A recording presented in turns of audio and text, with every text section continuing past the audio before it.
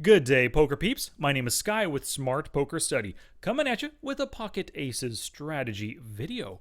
One of my students recently asked me, how can I possibly find a fold with Pocket Aces when my opponent hits a set, a straight, a flush, or just a random better hand, right?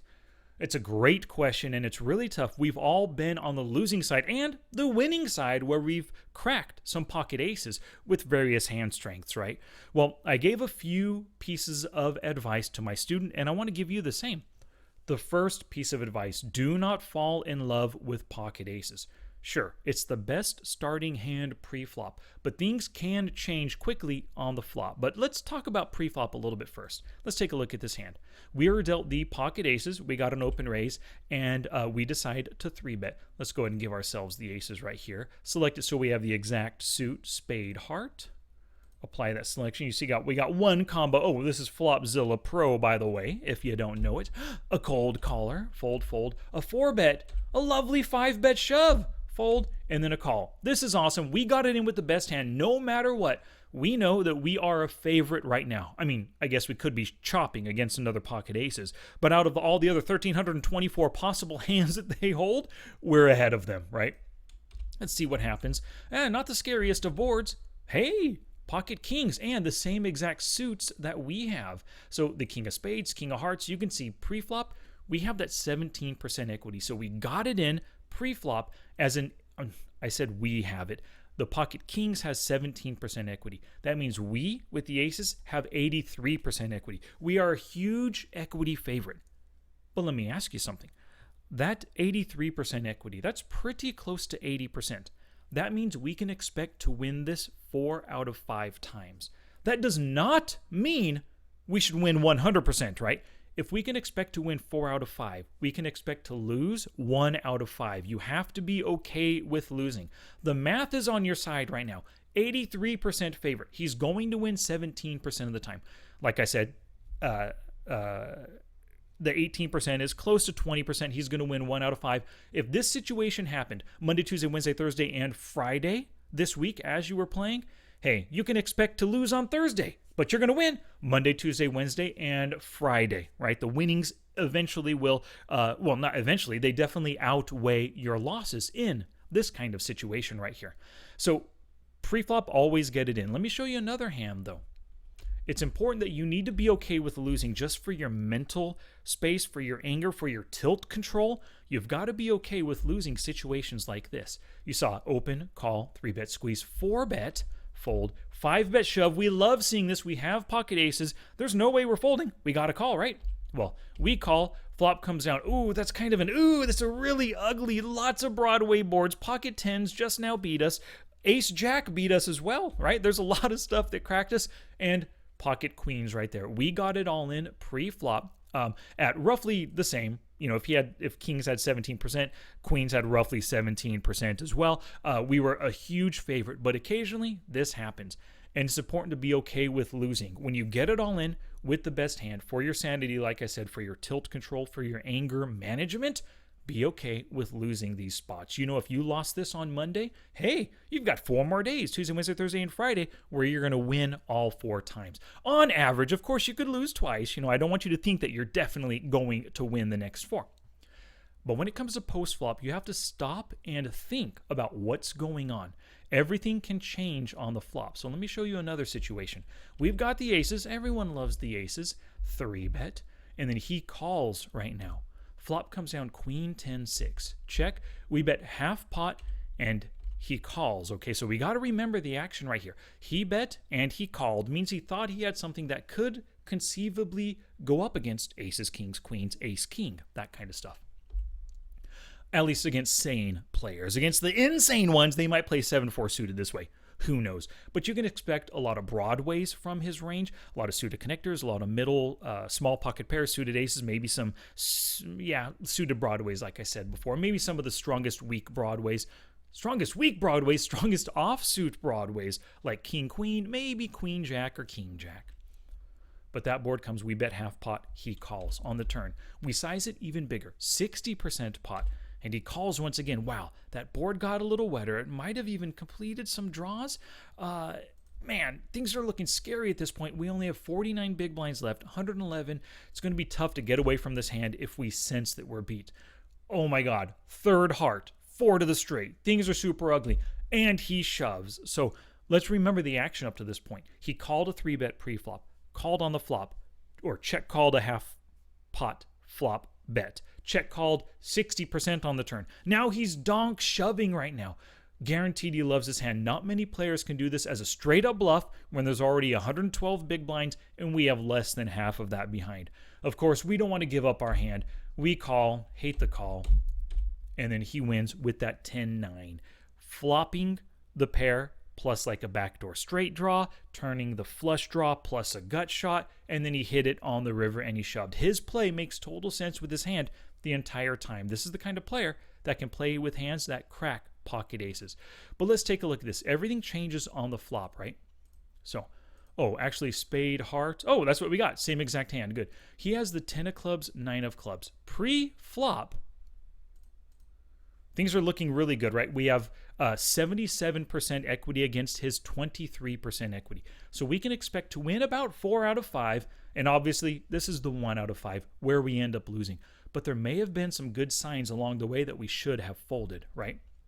Now, when that flop comes out right here, Queen 10-6. So remember, our pre-flop equity, he has 23% about. We have 77%. But on the Queen of Hearts, 10 of Hearts, 6 of Clubs, oh, his equity goes up to 25. We dropped a little bit to 75% right now.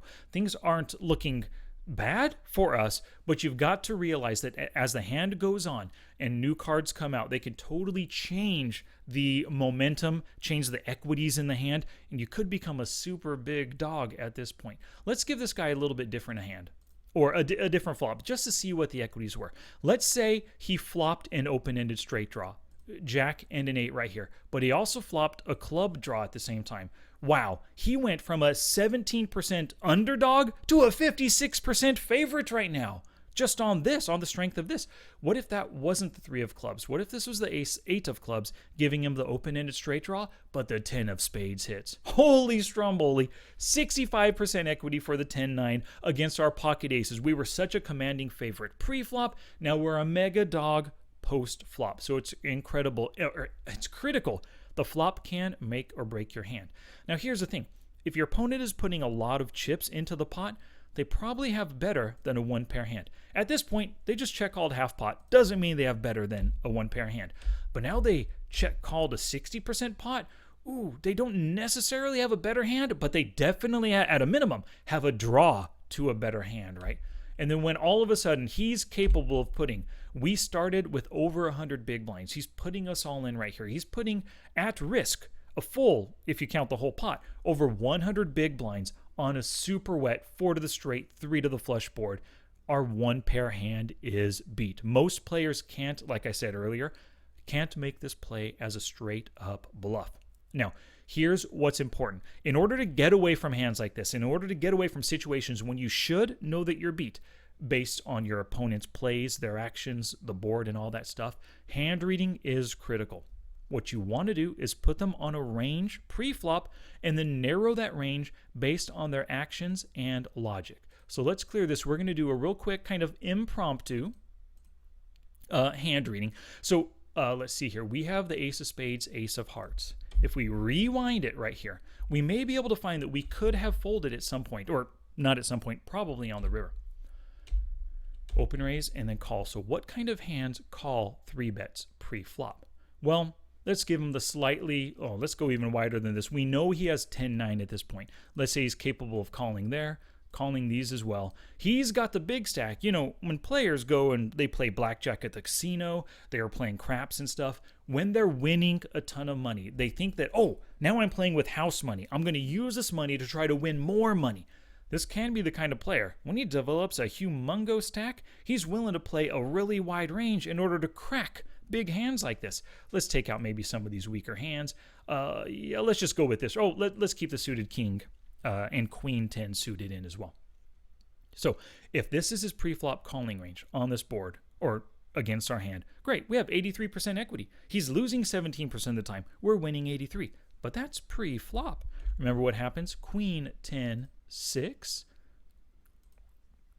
Now we drop a little bit to 80%. Things are still looking good. So I'm definitely down with the bet and then the call right here. When he check calls on his part, he could be slow playing some monster stuff, but maybe the pocket jacks are calling with just unbelieving, thinking we have ace king. Mid pairs, those tens, a lot of them have an overcard or some kind of a backdoor draw. They could come in. These gut shots, let's say for one street at least, they'll be continuing as well.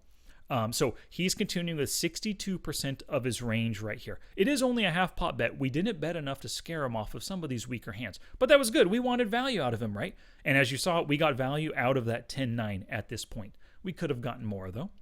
So 61%. Now at this point, we dropped to 73% equity. Things aren't looking too great for us. The 8 of clubs hits. So this is what we're doing right now. We're putting them on a pre-flop range, as you saw. We're narrowing it based on actions and the logic that we put behind our opponent. You can saw we removed some of the weakest hands, some of the weakest draws and stuff from his range, because players are going to be folding in a 3-bet pot, especially without some of the strongest hands and draws. So on the 8 of clubs right here, he checks and then calls. We increase it to 60%. What is making this call? I think now at this point, he's going to see, I could just call. That flop is so, or the pot is so big after I call. He only has 49 big blinds behind. I can afford to slow play some stuff. So I think he could just check call sets, 2 pair, and top pair hands, which he might view as slow playing. Pocket pair lesson, I think those, well, the pocket jacks do have a gut shot, but we can keep the gut shot in at this point, maybe. Yeah, we'll keep those in. Middle pairs, all those 10s, they're probably folding, but some of those do have draws, as you can see, like the king 10. Oh, no, I'm sorry, like the jack 10 and the 10-9 right now. But those are staying in with the open ender and stuff. So we're keeping those in. He's continuing 89% of the time. Jack 10, queen jack. Yeah, they got pairs. They don't want to fold. Yeah, I think he's coming along quite a bit here.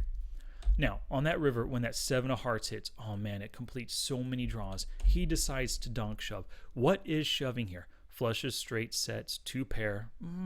Maybe 2 pair. 2 pair might just call because that board is so wet. We have the ace of hearts. He doesn't have the heart. He might put us on ace, king of hearts, and we just river to flush. He might not actually shove right here with a 2 pair hand. Top pair? Why would they shove? That board is so freaking wet. He's hoping to just check. We check behind and see showdown, and he takes down 112 big blind pot. I highly doubt he's shoving there. And I can't say, I don't know enough about the player to know that he's willing to bluff in a spot when it looks like I'm not folding, right? I've committed so many chips as the aggressor, pre-flop, flop, and turn. From his perspective, I am not folding. I'm getting it in. He's probably only shoving with sets and better, maybe only straights and better at this point. So if I put him on this range, holy cow, I have 0% equity. All I have is a pair. He has sets and better. This should be a fold. I could have saved myself 49 big blinds by making this fold. So that's what I told my student. That's what you've got to do. Hand reading from pre-flop all the way through the big decisions, flop, turn, and river. That's what's going to allow you to get away from hands like this. Now, obviously, I wasn't able to get away from it, right? I made the call that I shouldn't have made. But reviewing it after the fact is going to help me learn from this experience. Hopefully, not repeat it again, not make the same mistakes again. And I could have saved 49 big blinds at 10 NL. That's $4.90. My bottom line could be almost $5 richer right now if I had made the proper fold on this really scary board. Now, when you're hand reading, you want to ask yourself, what are they doing this with? And maybe I didn't voice it as we were doing the hand reading, but as we were, assigning the different ranges, he donk shoves. What is he doing with this with? Then that's when you kind of figure out the hand strengths that he's making his plays. This is the most important question. I call this poker's ultimate question. You can ask this at any time, pre-flop or post-flop, to try to dive into the logic that your opponents are using for their decisions and to figure out what hand strengths they potentially have. You want to think about ranged board interaction. That's why hand reading with Flopzilla is so critical. You put them on a range. You see how it interacts with the board. You see how the equities change as things progress from street to street. And of course, player type, tendencies, and stats. Now, I hid the HUD, so we didn't know anything about the opponent. But even if he was an unknown, even if he was a loose aggressive, a tight aggressive player, I think we're pretty safe in the hand reading that we did for most player types up to this point. And I think we can safely say that most players are only shoving this river with a hand that beats our 1 pair hand. Alrighty, thank you all so very much. Good luck playing those aces in the future. Good luck getting away from hands getting away from situations where you should have known you were beat. And I recommend that you go through your database, pull up pocket aces hands where you lost, where there was action on the flop, turn, and river. Review those hands, do full-on hand readings, see if you couldn't have found a fold and saved yourself some valuable chips. Alrighty, thank you so much for watching. If you enjoyed this video, give it a thumbs up down below, subscribe to the channel, and I'll see you in the next one.